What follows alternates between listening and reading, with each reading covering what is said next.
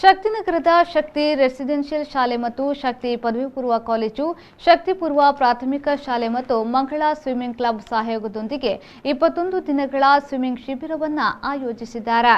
ಶಕ್ತಿ ವಿದ್ಯಾಸಂಸ್ಥೆಯ ಸಲಹೆಗಾರರಾದ ರಮೇಶ್ ಕೆ ಅವರು ದೀಪ ಬೆಳಗಿಸಿ ಕದ್ರಿ ಶ್ರೀ ಮಂಜುನಾಥ ಕ್ಷೇತ್ರದಿಂದ ತಂದ ಪವಿತ್ರ ತೀರ್ಥವನ್ನು ಈಜುಕೊಳಕ್ಕೆ ಸಿಂಪಡಿಸುವ ಮೂಲಕ ಉದ್ಘಾಟಿಸಿದರು.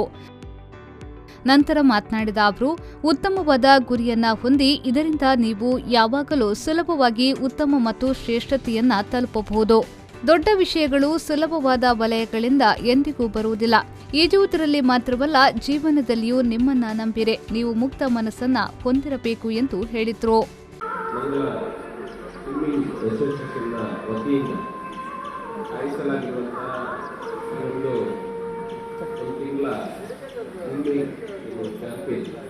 ಇದಕ್ಕೆ ಆಗಮಿಸಿರುವಂತಹ ಎಲ್ಲ ವಿದ್ಯಾರ್ಥಿಗಳನ್ನು ಪೋಷಕರನ್ನು ಸಂದರ್ಭದಲ್ಲಿ ಸ್ವಾಗತಿಸುತ್ತಾ ಇವತ್ತು ಮುಂಜಾನೆ 6:30 ಹೊತ್ತಿಗೆ ನಾವು ಇದನ್ನು ಉದ್ಘಾಟನೆಯನ್ನು ಮಾಡ್ತಾ ಇದ್ದೀವಿ.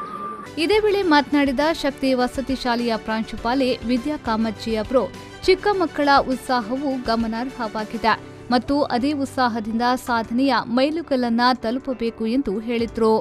ಮಂಗಳಾ ಸ್ವಿಮ್ಮಿಂಗ್ ಕ್ಲಬ್ನ ಕಾರ್ಯದರ್ಶಿ ಶಿವಾನಂದ್ ಗಟ್ಟಿಯವರು ಶಿಬಿರಾರ್ಥಿಗಳಿಗೆ ನಿರೀಕ್ಷಿತ ನಿಯಮಗಳು ಮತ್ತು ಅಭ್ಯಾಸ ಸೂಚನೆಗಳನ್ನು ನೀಡಿದರು. ಸಂಸ್ಥೆಯ ಈಜು ತರಬೇತುದಾರರಾದ ರಾಜೇಶ್ ಕಾರ್ವಿ, ಕೀರ್ತನ್ ಮತ್ತು ನಯನ ಉಪಸ್ಥಿತರಿದ್ದರು. ಕನ್ನಡ ಶಿಕ್ಷಕ ಶರಣಪ್ಪ ಕಾರ್ಯಕ್ರಮವನ್ನು ನಿರೂಪಿಸಿ ವಂದಿಸಿದರು. ನಾಗೇಶ್ ಕಾವೂರು, ವಿ4 ನ್ಯೂಸ್, ಮಂಗಳೂರು.